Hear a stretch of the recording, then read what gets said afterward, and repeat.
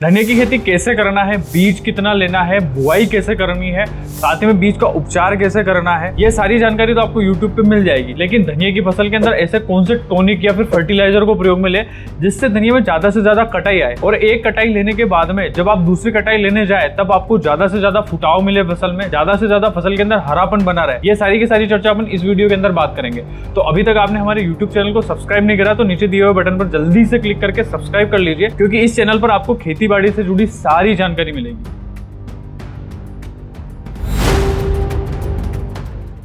धनिया की बुआई के संबंध में हमने ऑलरेडी एक वीडियो बना दिया है। अगर आपने अभी तक उस वीडियो को चेक नहीं करा है तो जल्दी से उस वीडियो को चेक कर लीजिए। किसान मित्रों, वीडियो को शुरू करते हैं और जानते हैं पहले चैप्टर के बारे में, यानी कि जर्मिनेशन के बारे में। इस भीषण गर्मी में जहां टेम्परेचर 40 से भी पार जा चुका है, अगर आप धनिया की बुआई करते हो तो इसमें जर्मिनेशन के ऊपर काफी ज्यादा प्रभाव पड़ेगा। तो इस हाई टेम्परेचर में धनिया की फसल के अंदर ज्यादा से ज्यादा जर्मिनेशन कैसे लेके आए, तो अपन इस विषय में अब आगे बात करेंगे। धनिया की बुआई करने से पहले सबसे पहले जरूरी काम आपको यह करना है कि बीज को 2 हिस्सों में तोड़ना है, यानी कि बीज को आधे आधे भाग में तोड़ ले। उसके बाद में उसे पानी में भिगो दे। पानी में भिगोने के बाद में आपको सूखे कपड़े या फिर जारी की सहायता से जो एक्स्ट्रा पानी है उसे बाहर निकाल दे। उसके बाद में उसके अंदर आपको वर्मी कंपोस्ट या फिर कोकोपीट अगर आपके पास में उपलब्ध होती है तो उसे उसके साथ में मिक्स कर दे। उसके बाद में आपको एक पोटली लेनी है। उसके बाद में उस पोटली के अंदर इसको भर देना है। भरने के बाद में पोटली को अच्छे से टाइट से बांध देना है और एक सूखी जगह या फिर अंधेरी जगह पर जाके आपको बीज को रख देना है। इस जगह पे आपको बीज को लगभग 7 से 8 घंटे तक रखना है, जिससे बीज के अंदर हल्की स्प्राउटिंग चालू हो जाती है। उसके बाद में जो स्प्राउटेड जो बीज होता है उसे आपको जहाँ पे मेन धनिया की बुआई करनी है वहां पे जाके बिखेर दे।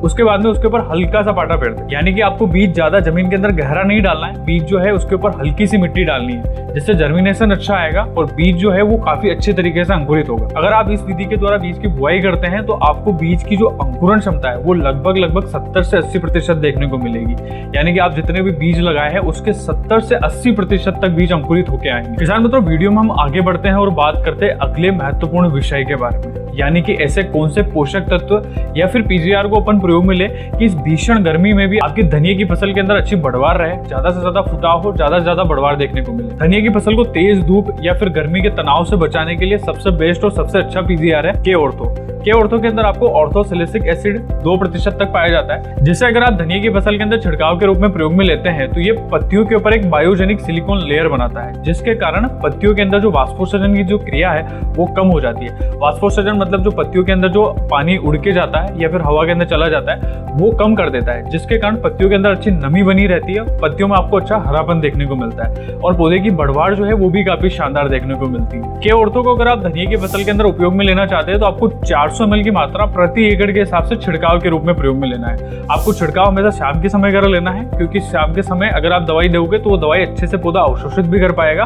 और दवाई छिड़काव करने से पहले आपको ये भी सुनिश्चित कर लेना है कि जो खेत के अंदर नमी है वो अच्छे से बनी रहे, यानी कि सिंचाई देने के बाद ही दवा का छिड़काव करना है। किसान मित्रों, वीडियो में हम आगे बढ़ते हैं और बात करते हैं अगले विषय के बारे में, यानी कि धनिया की कटाई कब करना चाहिए और उसकी ज्यादा कटाई करने के लिए क्या करें। धनिया की कटाई की अगर अपन बात करें तो धनिया की पहली कटाई लगभग 30 से 35 दिन के आसपास आ जाती है। जब पौधे की लंबाई लगभग 12 से 14 सेंटीमीटर के आसपास आ जाती है तब आप इसकी पहली कटाई ले सकते हैं। धनिया की कटाई अगर आप करने जा रहे हैं तो आपको एक और बात यह भी ध्यान में रखना है कि आपको कटाई हमेशा सुबह के समय करनी है। सुबह जैसे कटाई कंप्लीट हो जाती है उसके तुरंत बाद ही आपको मंडी में ले जाके उसे बेच देना है। अगर आप ऐसा नहीं करते हैं और शाम के समय अगर धनिया की कटाई करते हैं तो वही धनिया सुबह जाके मुरझा जाता है और उसका मार्केट में जब आप उसे बेचने जाते हो तो उसका रेट जो है वो काफी कम देखने को मिलता है। कटाई होने के बाद में धनिया जो है उसे आपको 100 ग्राम, 200 ग्राम और 250 ग्राम के बंडल बना लेने हैं। उसके बाद में आपको उसे मंडी में बेचना है। इससे आपको रेट भी अच्छा मिलेगा। और अगर आप जब धनिया की कटाई कर रहे हैं उस समय आपको पत्ते पीले दिखाई दे रहे हैं या फिर कोई पौधा रोग ग्रसित दिखाई दे रहा है तो उसे उसी समय छांट कर अलग कर ले। अगर आप धनिया की फसल के अंदर ज्यादा कटाई लेना चाहते हैं तो आपको हर एक कटाई के बाद में खाद प्रबंधन के ऊपर भी ध्यान देना बहुत जरूरी है। धनिया की फसल में जैसे ही कटाई कंप्लीट हो जाए उसके तुरंत बाद आपको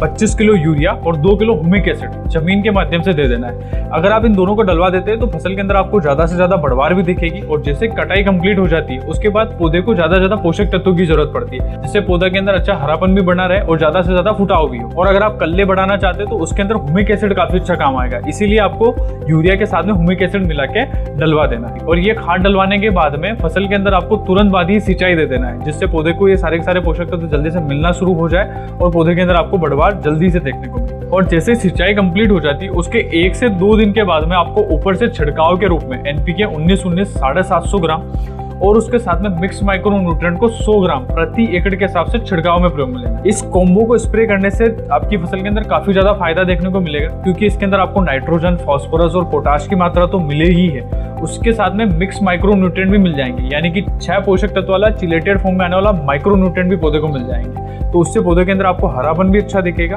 पौधे की जो शाखाओं का निर्माण है वो भी काफी अच्छा होगा, और उसी के साथ ही साथ में टीलर्स जो है यानी कि जो कल्ले हैं वो भी ज्यादा से ज्यादा पौधे के अंदर देखने को मिलेंगे। किसान मित्रों, वीडियो में हम आगे बढ़ते हैं और बात करते हैं अंतिम पॉइंट के बारे में, यानी कि सिंचाई प्रबंधन के बारे में। धनिया की फसल के अंदर सिंचाई की अगर मैं बात करूं तो धनिया की फसल को लगभग 4 से 5 दिन के गैप के अंदर सिंचाई की आवश्यकता पड़ती है, क्योंकि ये एक प्रकार की हरी फसल है और हरी फसल को पानी की जो मात्रा है वो काफी ज्यादा जरूरत पड़ती है। और वैसे भी अभी टेम्परेचर 40 से पार जा चुका है, तो आपको नमी जो है खेत के अंदर बनाए रखनी पड़ेगी। नमी बनाए रखने का ये मतलब नहीं है कि आपको जो है उसमें ज्यादा सिंचाई दे दें। ज्यादा सिंचाई से क्या होगा, पानी का भराव हो जाएगा और जड़ गलन की जैसी समस्याएं जो है वो फसल के अंदर बढ़ सकती है। इसलिए आपको नमी जो है वो खेत के अंदर बनाए रखनी है, ज्यादा पानी नहीं लगाना है और ज्यादा गैप भी नहीं देना। अगर आप फसल के अंदर जहाँ पे 4 से 5 दिन में सिंचाई जाना है, अगर उसे बढ़ाकर 8 से 10 दिन कर देते हैं तो पौधे को जो है वो तनाव काफी ज्यादा हो जाता है, जिससे पौधे के अंदर जो है बढ़वार रुक जाती है और उसी कारण से उत्पादन पर उसका काफी गहरा प्रभाव पड़ता है। अगर आप मिट्टी के अंदर नमी को सही तरीके से जांच नहीं पा रहे हैं तो आपको सीधा सा एक फॉर्मूला अपनाना है।